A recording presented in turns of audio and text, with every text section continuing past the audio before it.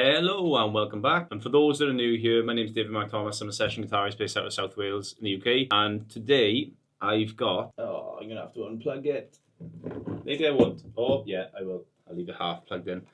The Nano Cortex, which is new to me. So, lucky for me, I've got some friends, mainly one friend, that will just lend me any gear, it seems. I was on a gig with Sean, who owns the Nano Cortex, and he was just like, if you ever need it or want to give it a go, let me know. Tonight I'm leaving for a gig that I'm playing tomorrow in Madrid, and I thought, if I don't have to take my giant Helix backpack, I'll give this a go. Now, I have not used any other equipment apart from the Line 6 Helix. I've used amps and stuff, but I've used the Helix for like 10 years. I'm a little bit scared. I did use it the other night on a gig and it was fine, but I'm going to run through some points that I like, some stuff I don't like, and yeah, let's just go through it.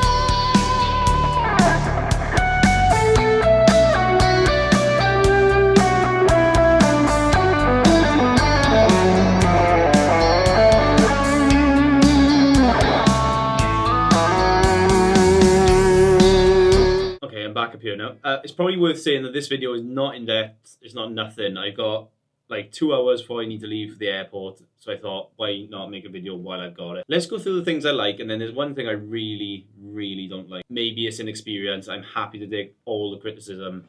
I'm just doing this because I have it right now. I haven't had time to sit with it. I could be wrong. I hope I'm wrong. Either way, let's get into the stuff I like. The size factor is unbelievable. The fact that I can fit it in my guitar case is just insane.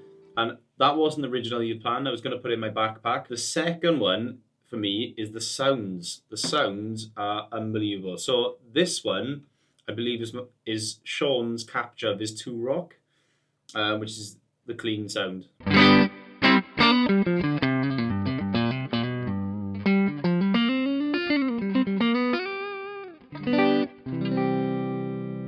I'm not in tune.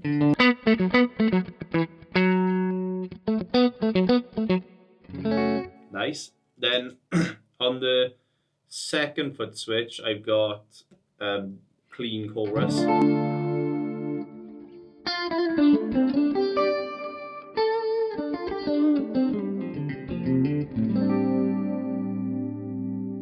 A crunch on the other side, which is more like a heavy crunch, I would say. I mean, the thing is with this, I had to have it cover kind of a wide range of genres. So like Dancing on the Ceiling, I usually play it quite heavy, so that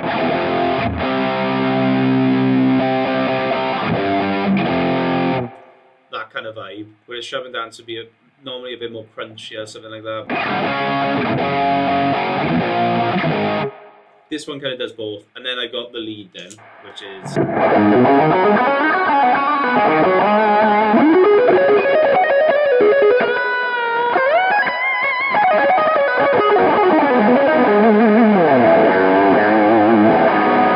loud and noisy. But I am genuinely surprised that it's this good. So the I/O on it isn't amazing, obviously because it's a tiny unit. It's like a fraction of the price of the Quad Cortex. So realistically, I mean, it's not really a drawback.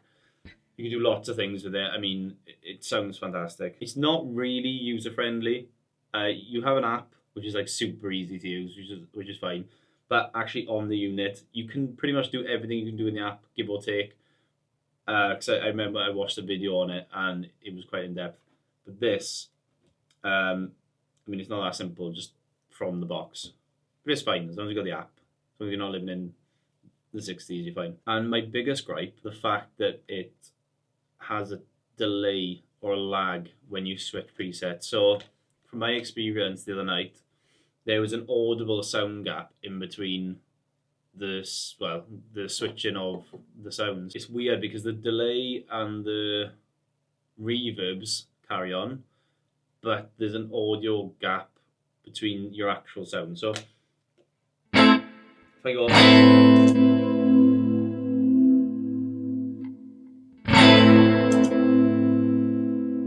you can hear that quite clearly. So if I go,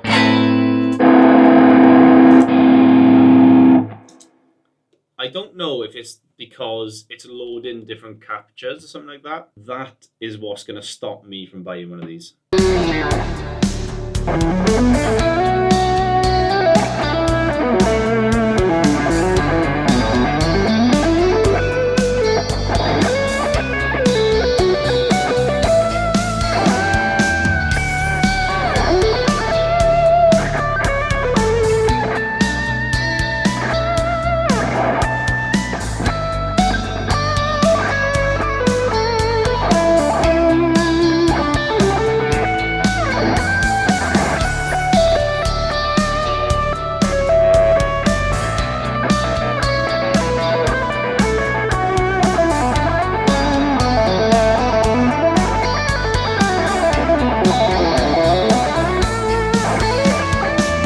To me, that's something that's completely unacceptable. Like, I'm going to live around it for my gig for the sake of the fact that it's the size of that. But in my opinion, there should be absolutely zero delay in terms of the switching. If you're going to have something like this on the market, you cannot have, and if you can only run 4 presets, and I just want to caveat by saying I know it's the cheaper option, but like, if this is my introduction to the Neural DSP altogether, like, is the Quad Cortex like this? I can't imagine it is, but if it is, that's trouble. That's not good. There's certain gigs where, like, I have my Helix set up so that everything spills over and it has to be perfect down to the, like, very last second.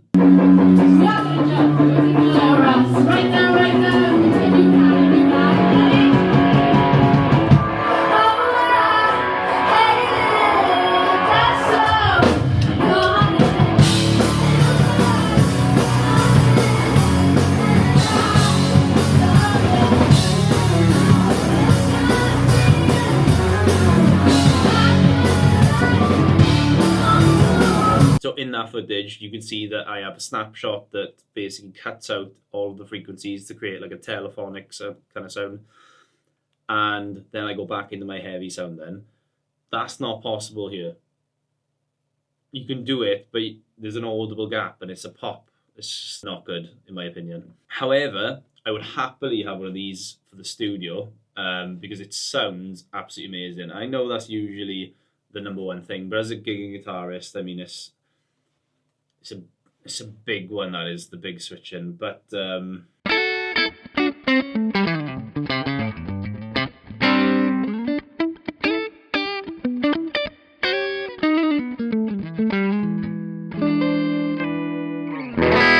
anyway, I'm going to learn the songs for this gig I got in not long, just time. Have you got a Nano Cortex or a Quad Cortex? Because, like, this is completely new to me. Like I say, I could be completely wrong. I might just be misinformed. But as far as I know, this is the case. And it's a bit of a nightmare, really. It sounds amazing. I look forward to using it. It's not going to be a big problem. But it's just like one extra thing I have to think about on top of, like, knowing the songs, knowing where I'm standing on stage and stuff, and just all the little things that you think about doing a gig. I've now got to think about one more thing because I've got to make sure I tap on the right things at the right time. It is what it is. But yeah, if you could always like the video and subscribe to the channel, that'd be fantastic. And for now, take care and all the best.